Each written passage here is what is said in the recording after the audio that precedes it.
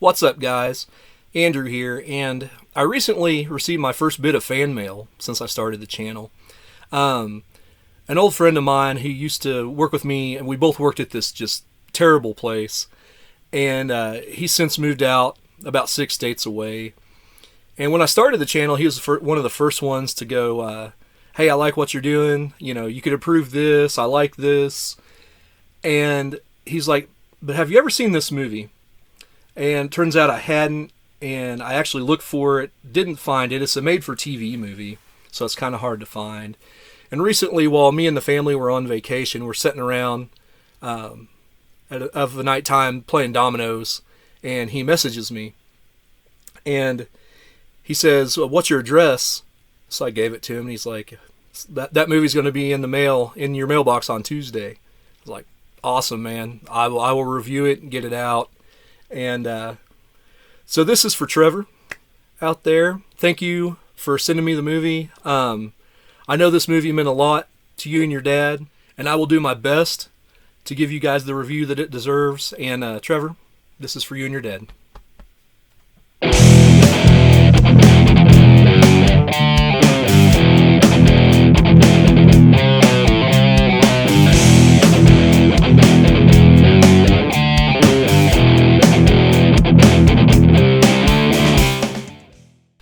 Alright, so the movie we're going to talk about today is 1997's Vanishing Point. It was a movie made for Fox by Charles Robert Carner. This is a guy who did the 90s version of the Untouchables TV show. It stars Viggo Mortensen. This was a year after he had done Daybreak with Sylvester Stallone. Christina Leese is in this movie as his wife. You might know her more from Child's Play Part 2, where she played Andy's big sister in the movie. I really like that movie. It's probably not as good as the original Child's Play, but it's to me it's more fun. Steve Railsback from Life Force is in this movie. Keith David, who you know that I like a lot from They Live. I like anything with Keith David in it. Jason Priestley's in this movie. So this is the 90s version of Vanishing Point. I'm ashamed to say I've not seen the 70s version. But I will rectify that one of these days, and I might even do a review on it. So the basic plot to this movie is that Viggo Mortensen's character, Jimmy Kowalski, him and his wife are expecting a child, and she has lupus, so there's bound to be some complications there. She's due in about a month, and he takes this job, taking this car from where they live in Idaho down to Arizona or New Mexico. I think it's New Mexico. And he gets down there and he's going to take a bus back, but his boss is like, hey, I've got this other job if you'd like to earn $600 to help with your expenses and everything. And it's taken this 1970s Hemi-powered Challenger to this town in Utah. And I mean, who's not going to do that for $600? It's on the way anyway. So Jimmy Kowalski takes this Challenger up, and he gets partway through Arizona, I think. And of course, he's checking on his wife, and for you kids who were born in the 2000s, there's this thing called payphones that were around before cell phones. And while there is a very large cell phone in this movie, anytime he calls home, he has to go to this archaic thing and check on his wife, put his quarters in it. And his first stop, he finds out that his wife's in the hospital. She's had complications, and so they've admitted her, and they're not sure, how she's going to do.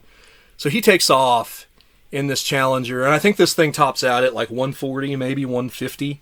And there's this hilarious scene where these Keystone cops try to apprehend him on motorcycles, and they might as well have just put the stupid music that the cops used from Halloween 5 in there, because these guys have no chance at all of catching him in this Hemi-powered Dodge Charger. So there are some just excellent car chase scenes in this movie. There's a scene where they're in Arizona, I believe, at this airplane graveyard. And to me, that's the best action scene in the entire movie. More police are on his tail. And he's going through this, where they parked all these wrecked and just abandoned airplanes.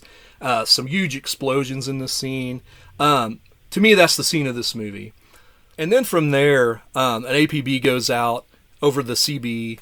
And the character played by Steve Railsback, he's this small town sheriff somewhere in Utah. And he decides that the only way he's going to catch him in this Charger is he actually owns this black Charger.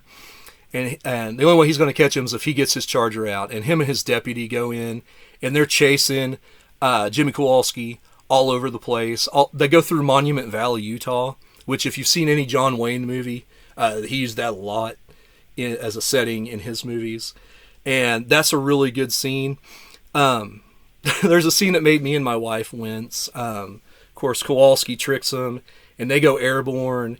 And he has the sheriff has just this gorgeous black Charger, and it rolls and rolls, and just totals the thing, and we're just wincing the entire time because it's if you like cars, it's painful to watch. There's another race scene, kind of through this factory / mine shaft where everything's like real close quarters, and it's just him and some local hit cops, and that's a really good scene too. Those are the 3 big chase scenes in this movie, and they're all excellent. Fairly early in the movie, there's a character called The Voice, played by Jason Priestley. If you didn't know this was a 90s movie, you would once you see Jason Priestley in the movie. And he's pretty much telling everybody out there what's going on. He's got a radio show, and so he finds out about Kowalski, and he's telling his story, and he's kind of the informant. And I'll get to more on him in just a little bit. But the feds end up getting involved. Keith David's character ends up getting in on the chase with him and his guys, and they're all going after Kowalski. And he ends up running out of gas, and he's in the salt flats in Utah, and he's kind of at his wit's end. And this girl on a bike comes up to help him, and it's actually Peta Wilson, who would go on to great fame with La Femme Nikita on USA Network, and she helps him get back on the road, gets him some gas. So he's got quite a bit of help along the way. He gets some followers, as everybody's listening to their CB, everybody's listening to The Voice. And he ends up coming into his hometown in Idaho, and there's a big roadblock waiting for him. And I won't spoil the ending for you.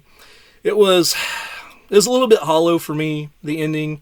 I mean, it's the only plausible ending for a movie like this, where everybody knows what his final destination is, and how's he going to overcome that, and can he overcome that?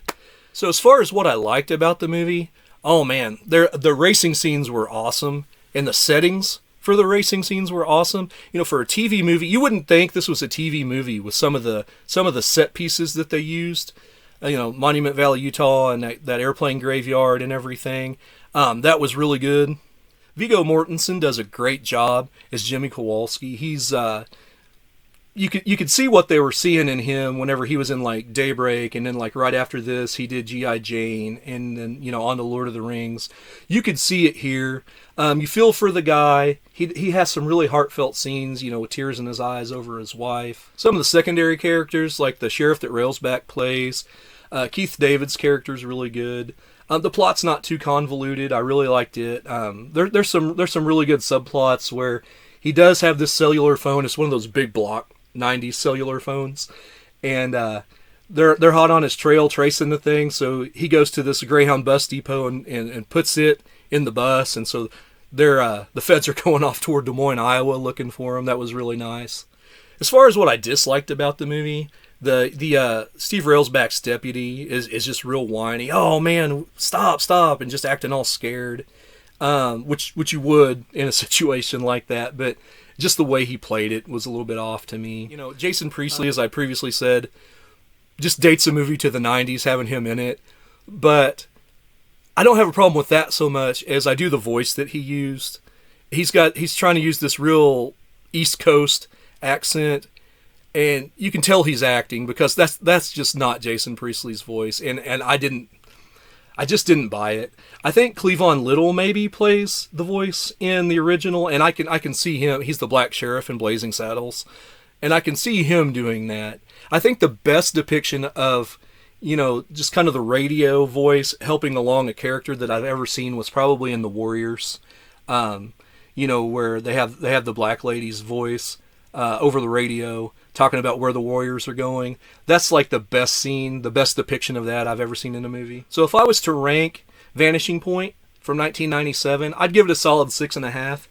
It's a good watch. I would definitely seek it out. I don't know if it's on any platforms. Trevor found this for me, and Apparently, it was really hard to find, but it's definitely worth a watch. I really like the DVD. It's the speedometer going up to 150 miles an hour. But yeah, I definitely watch it again. Trevor, thank you so much for sending this to me, and I'm glad I got to share in something that meant so much to you and your dad. That's awesome, man, that you'd let me in on that. So until next time, this is Andrew. I'll see you down the line.